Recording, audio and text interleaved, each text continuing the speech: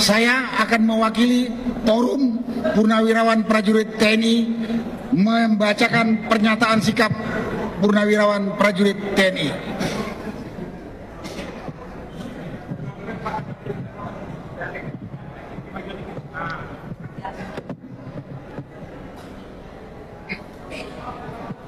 Forum Purnawirawan Prajurit TNI menjaga negara kesatuan Republik Indonesia dari DPD et impera dan dari disintegrasi bangsa. Pernyataan sikap Purnawirawan Prajurit TNI. 1. Kembali ke Undang-Undang Dasar 1945 asli sebagai tata hukum politik dan tata tertib pemerintahan.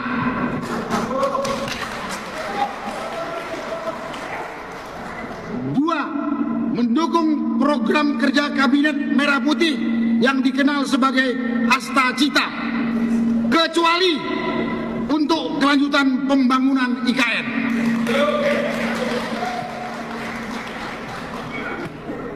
3. Menghentikan PSN PIK 2, PSN Rempang, dan kasus-kasus serupa dikarenakan sangat merugikan dan menindas masyarakat serta berdampak pada kerusakan lingkungan. 4. Menghentikan tenaga kerja asing Cina yang masuk ke wilayah NKRI dan mengembalikan tenaga kerja asing Cina ke negara asalnya.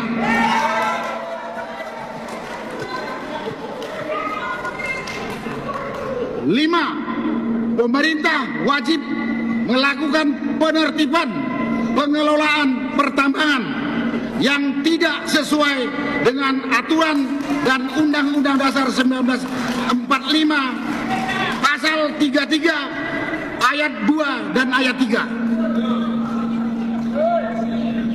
6. Melakukan resapel kepada para menteri yang sangat diduga telah melakukan kejahatan korupsi dan mengambil tindakan tegas kepada para pejabat dan aparat negara yang masih terikat dengan kepentingan mantan Presiden RI ke-7 Joko Widodo.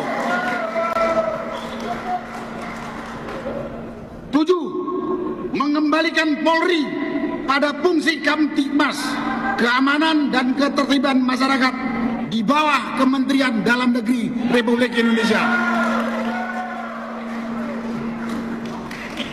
8. Mengusulkan pergantian wakil presiden kepada MPR karena keputusan MK terhadap pasal 169 huruf C Undang-Undang tentang Pemilu telah melanggar hukum acara MK dan Undang-Undang Kekuasaan Kehakiman.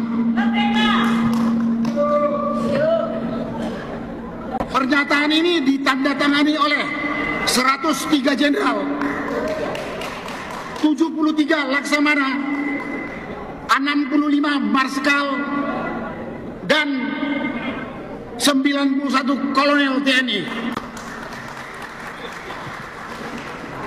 Naskah ini ditandatangani oleh Fahrul Razi, Jenderal TNI Purnawirawan,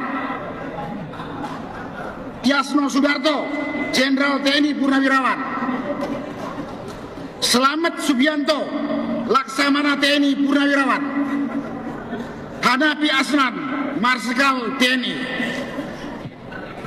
dan diketahui oleh Tri Sutresno, Jenderal TNI Purnawirawan. Selesai. Terima kasih.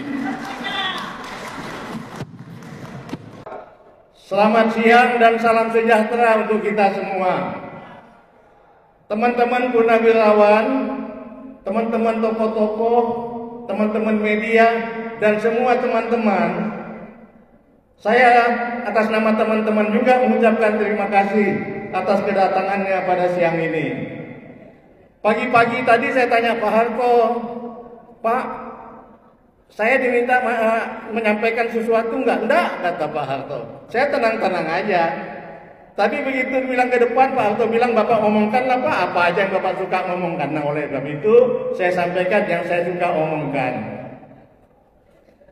Kita sudah minta waktu untuk ketemu Pak Prabowo pada tanggal 11 Februari yang lalu.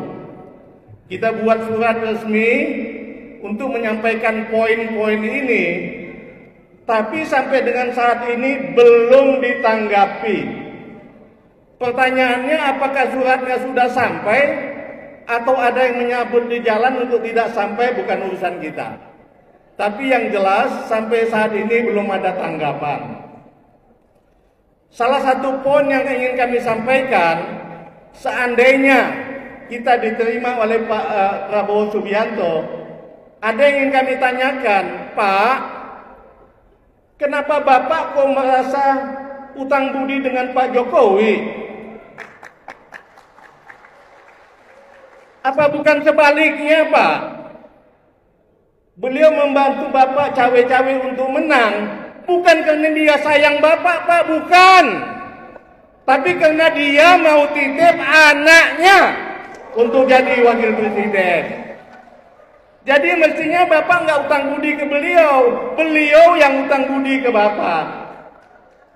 Sehingga ingin kesampaikan tadi, Pak, lain kali nggak usah lah hormat-hormat banget, sedang-sedang aja lah Pak gitu. Yang betul Pak Jokowi mengumpulkan keluarganya bersama-sama berteriak, hidup Prabowo, terima kasih Prabowo. Bukan sebaliknya, Bapak yang sebut hidup Jokowi, salah. Jadi kalau waktu itu kami diterima oleh Pak Prabowo, salah satu poin yang kami sampaikan itu. Jadi kalau Bapak memuji-muji beliau, nggak pantas Pak. Negara ini rusak kan karena ditinggalkan beliau. Dan Bapak yang berjaksa kepada beliau, bukan beliau berjaksa pada Bapak. Terima kasih. Billahi taufiq wal hidayah. Assalamualaikum warahmatullahi wabarakatuh. Waalaikumsalam warahmatullahi wabarakatuh. Singkat, jelas, padat. Iya ya Pak ya. Wah, ada orang nitip, tapi yang terima kasih yang dititipin. Baik, terima kasih ini Pak Harun Rozi. Masih semangat semuanya ya? Masih banyak ini nanti ya.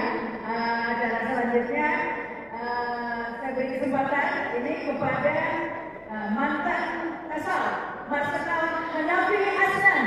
Silakan.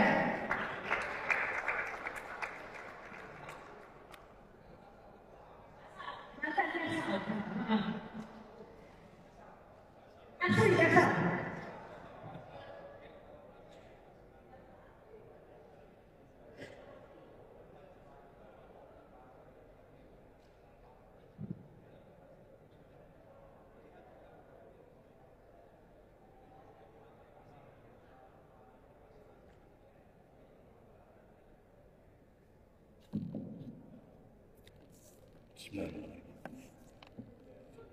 Assalamualaikum warahmatullahi wabarakatuh. Yang saya hormati koordinator pertemuan ini, koordinator Punirawan Prajurit TNI dan tokoh masyarakat. Terima kasih saya karena saya ikut diundang.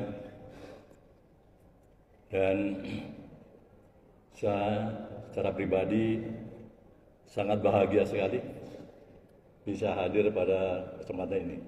Jadi puji syukur Allah Subhanahu wa Ta'ala karena kita bisa sama-sama menikmati nikmatnya ini, nikmat Allah ini bisa bersama-sama kumpul di ruangan ini. Saya juga seperti Pak Fahrul tadi, apa yang saya bicarakannya? Sudah lengkap tadi awalnya, tapi saya ingin menyampaikan begini.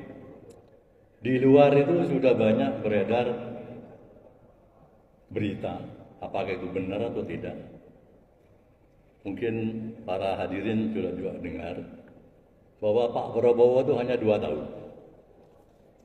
Apakah itu sakit ataukah kesehatannya tidak bisa melanjutkan tugas sehingga akan diganti.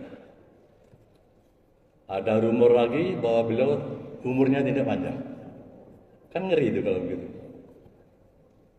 Nah, dari sisi ini saya ingin menyampaikan kepada para hadirin. Karena saya dari TNI, memang saya belum pernah mendengar dari TNI, apalagi pimpinannya, menyatakan bahwa melindungi Bapak Prabowo. Seperti dulu zaman Pak Harto lengser, itu Pak Wiranto ngomong, keselamatan mantan presiden ABRI akan bertanggung jawab. Ini tidak ada sekarang. Meskipun rumor itu ada, betul apa tidak saya tidak tahu, tapi rumornya sudah nasional ya. Saya di kampung aja dengar itu. Saya kebetulan dari Jogja bener, Harita. Saya menyepi di Jogja itu, masih dengar berita itu. Jadi sangat disayangkan kalau TNI tidak ada suaranya sama sekali. Sehingga dengan tidak ada suara TNI, anasir-anasir yang ingin berbuat sesuatu itu kemungkinan akan lebih percaya diri. Kami tetap mengharapkan TNI harus di belakang Bapak Prabowo.